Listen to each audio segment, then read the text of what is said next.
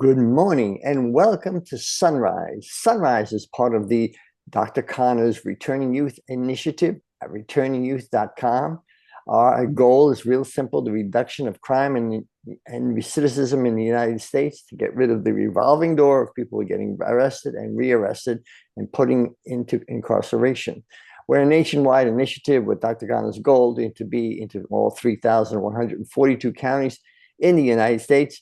I'm live here in Florida, and he's in many different states at this point and growing. So today we have with us, I'm very, very happy to welcome Miss Port Orange, Madison Pratt.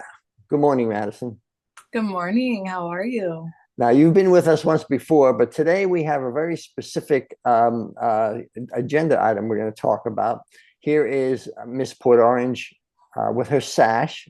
It's part of the USA pageant. She's going to compete for Miss Florida in May and then on to the USA pageant from there. She is with Dr. Connor when he visited down in Florida. We're right across from the very famous, right here, we're literally across the street from the Daytona 500 Speedway, the International Speedway. And here we visited with her. And she's going to be at the same location across the street on Wednesday. We have an event with her. We're excited because we're sponsoring her, and she is Madison Pratt, Miss Port Orange USA, and the Running Element store, which is a running store, and they have a group run every Wednesday. So they have about 30 people there. The returning youth will be there with our banner, and Miss Port Orange will be there to meet everybody. So it'll be a fun time. And she actually, are y'all going to run with us a little bit, maybe? Yeah, I'll get my running shoes on, All right, that'll be fun. So thank you with that introduction, but I want to just go into what we're talking about today, because Miss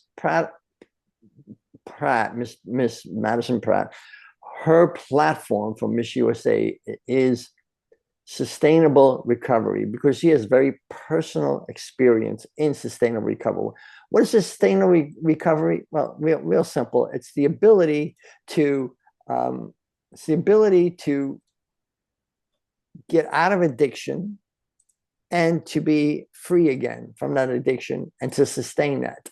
I want to go over some facts here, and then we're going to have Madison just share with us her personal issue. But there is about 20 million. This is going back to 2017. This is pre epidemic, so the numbers have gotten a lot higher. 20 million is I could say there's maybe 25 by now, and 74% of these drug addictions, substance abuse, is alcohol. 74%. I want to take a break here from reading these at this particular point, and we'll go back to these, but I want Madison to share her personal story. Yeah, so my name's Madison Pratt, Miss Port Orange USA. I currently am a little over 1 year into my sobriety from alcohol.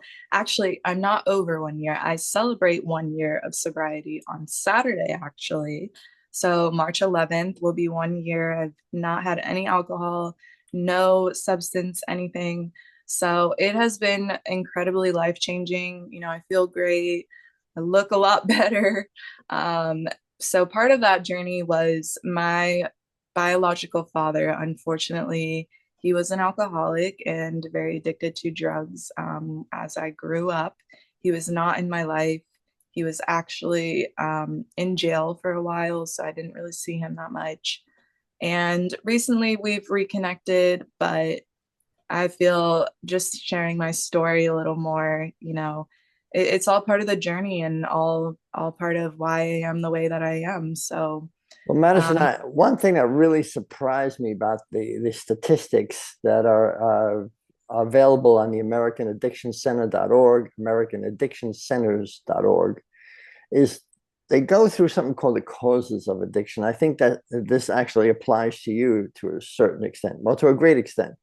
40 to 60% of a person's risk to addiction is genetics, their family, their surrounding, their relationships, and also their DNA. Did you know it was so high, up to 60%? I did not know it was so high. I knew it had a big part in it.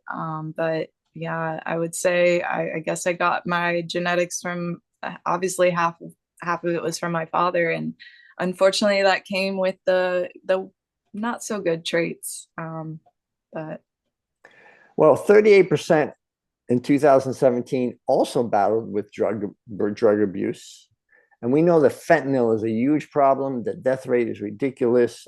We have got to be able to address that issue. Dr. Connor is really concerned about that. If we can help that, because that leads to incarceration. Um, and, there's also those who suffer from some type of mental disorder. And it costs us over, it's probably about $800 billion a year in workplace productivity, healthcare expenses, and crime related costs. So it's very, very expensive. I just want to get to one thing, Madison. Your platform with Miss USA, and we're rooting for you. And by the way, you can mhm. find out more about Miss Pratt, Miss Port Orange. What's the website you have? So I just have my Instagram right now. It's at that bougie hippie, BOUJEE. Well, we'll figure that out. We'll have a link on our website. Um, I just want to ask one question now. The key to sustaining your addiction recovery, to continue to be in recovery, what could you tell the young people, young adults, our target audience is up to 30 years old. What could you tell them? What advice can you give people to get out and sustain their addiction recovery? I would say, first of all, it takes an incredible amount of strength to get sober and stay sober. One thing I didn't realize when I was getting sober was how much it would make me dig deep into myself and really pull out the traits that I liked about myself or wanted to continue. And it made me really realize like who I am and what I wanted out of life, because I didn't have that constant cloud of alcohol or substances to cloud my judgment from things. So I just want to say to anyone who is getting sober, congratulations. It is not easy at all. I would say take it one step at a time, one day at a time, because, if you're so worried about what's going to happen in the next week or year or whatever, it really will cloud you from the moments that are right in front of you. And that makes addiction so much harder because you're chasing after that next high. You want that next high, that good thing in life. But if you see the good thing in each day, it really will make it a lot easier. Thank you, Madison. We look forward to hearing from you. Please remember that we're going to be at the Returning Elements Run Club on Wednesday. And even more importantly than that, we are having in Florida the kickoff of our initiative, the Florida Kickoff. It's a ribbon cutting event on March 30th at 4 p.m. in our office in Daytona Beach.